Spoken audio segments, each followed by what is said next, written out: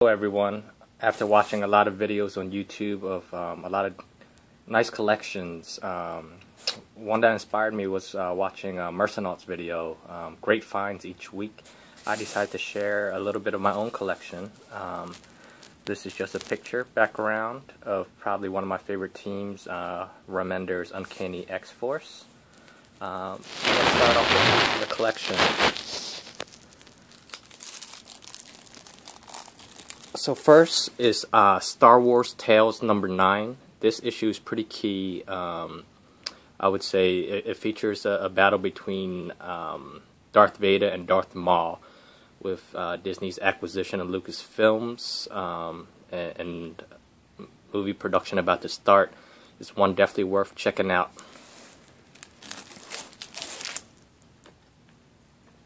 Then secondly, this is the New Teen Titans number 2, first appearance of Slade Wilson, aka Deathstroke. Picked this up several years ago. As of late, this book has been climbing. I'm not sure if it's due to his more frequent appearances in the DC animated films versus the Arkham City or Arkham Origins game, but this book has been going up as of late, so if you can find it for cheap, definitely recommend you pick it up. Can't have Slade Wilson without Wade Wilson. So this book is New Mutants number 98, first appearance of Deadpool. Picked this book up several years back from Amazon. I didn't get it CGC'd myself. Got it for a pretty good deal, I think about $80 at the time. And since then it's just been going up. It's kind of plateaued, but I expect with the X-Force movie coming out, this book will probably start rising again. And what would there be without Slade and Wade? This is a custom commission I got at a recent con by Dietrich Smith. He's a penciler for Deathstroke on the Outsiders in the past. Came across with him at the FatCon convention, asked him if he could do a commission of both Slade and Wade.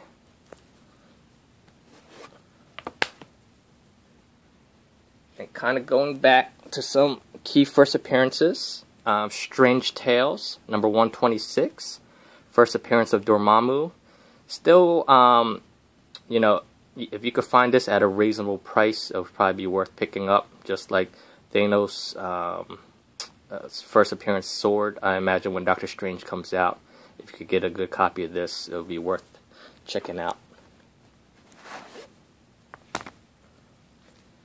And then this is my Avengers number 1.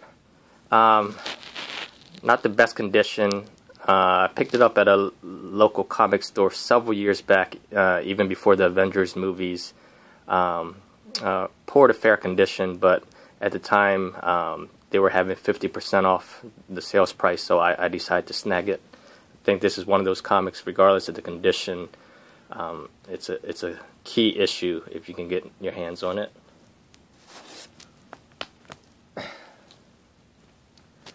This comic is Avengers number 8, first appearance of Kang the Conqueror.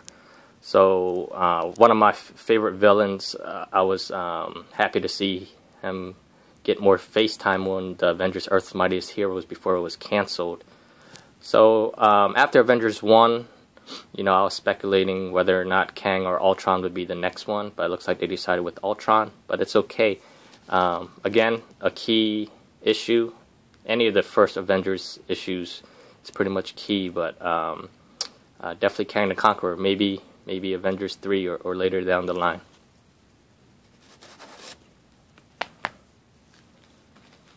So,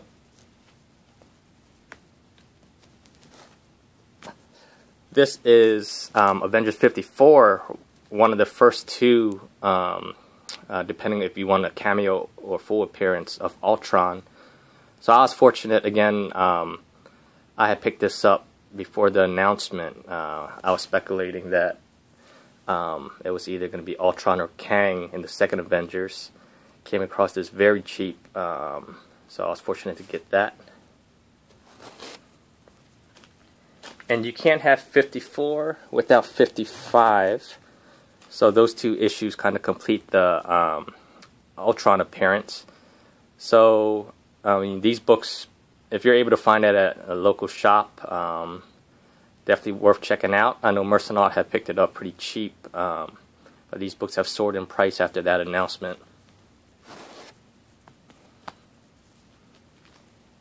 And then just one of my favorite books, it's Avengers 59, first appearance of the Yellow Jacket, you know, Hank Pym's alter ego as well. You could probably still snag it up pretty cheap. But, you know, if you're an Ant-Man fan, you know, this is one of his alter egos, so worth taking a look at.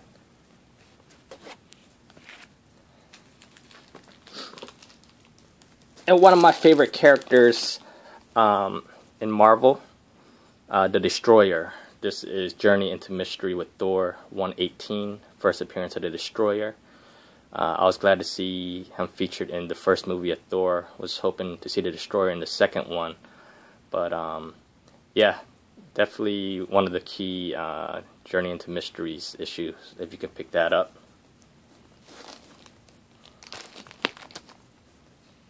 They're one of my holy grails.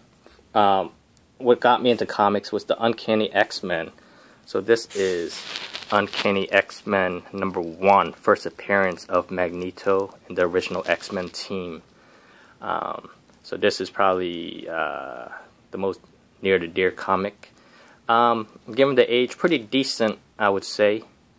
I'll give it about, you know, a grade 4, 4.5. You know, the cover is pretty sharp, just a little bit of, you know, discoloration over time, so not that pure white, but pretty good condition.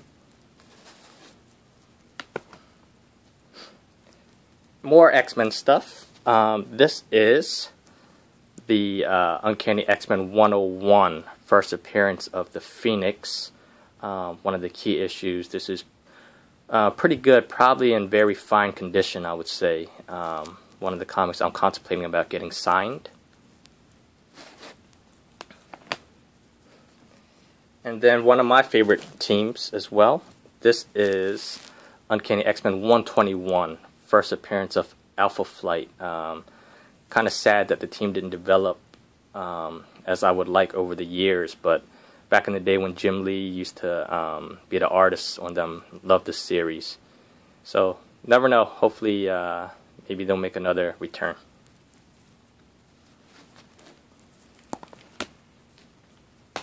Another Uncanny X-Men key.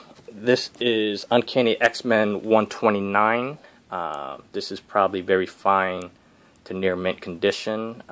This is during the famous Dark Phoenix saga. This is the first appearance of the White Queen in here.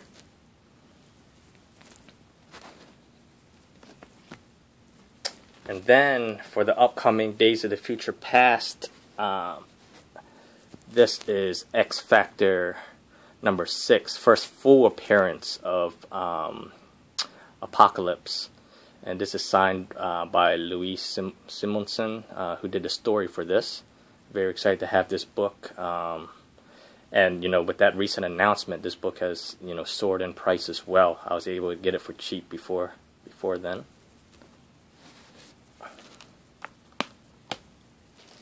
And then I mentioned X-Men is my favorite team, but my favorite character in Marvel probably would have to be this guy, Wolverine. This is Wolverine #1 of the miniseries that the recent Wolverine movie was partially based on. 9.2 condition, signed by yours truly, Stan Lee.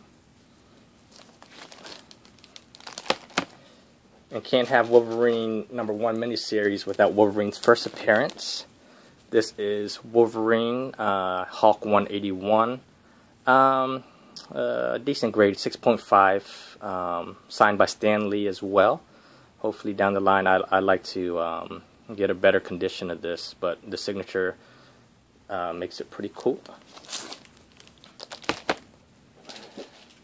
And then this is Giant Size X-Men #1, CGC graded 9.2. First appearance of Colossus, Storm, Nightcrawler, second appearance of Wolverine. Probably one of my favorite lineups for the team.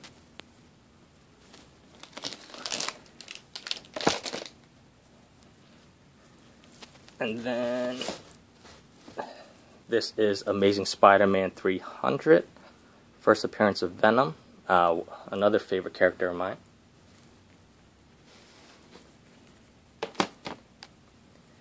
And with the recent Guardians of the Galaxy, I know the Guardians of the Galaxy issue 1 of the 2008 series is seeing a lot of rise in value. But you could find Annihilation Conquest issue 6. This is actually the first appearance of the new lineup that will be featured in the movie.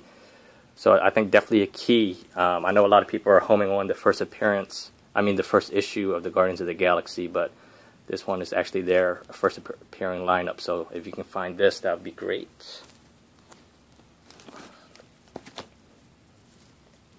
And then the first appearance of Ronan the Accuser in Fantastic Four 65. He's supposed to be the main villain in the movie. If you can find this at a reasonable price, probably worth picking up. I imagine it might go up as the more announcements get made.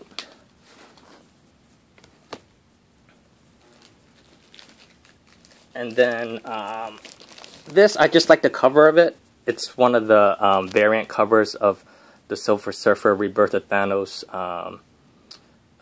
trade paperback.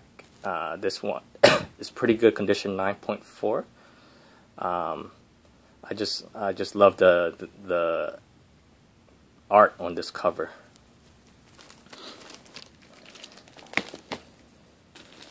And then similarly, I just love the art on this cover as well. It looks so cool with all those beautiful colors. This is the Guardians of the Galaxy number 8 variant with the Thanos on the cover with the Infinity Gauntlet, and signed by Brad Walker. Just look, I love the color on here. But anyway, this is just part of my collection. You know, I'm going to try to post more when I find time, but I hope you guys enjoy.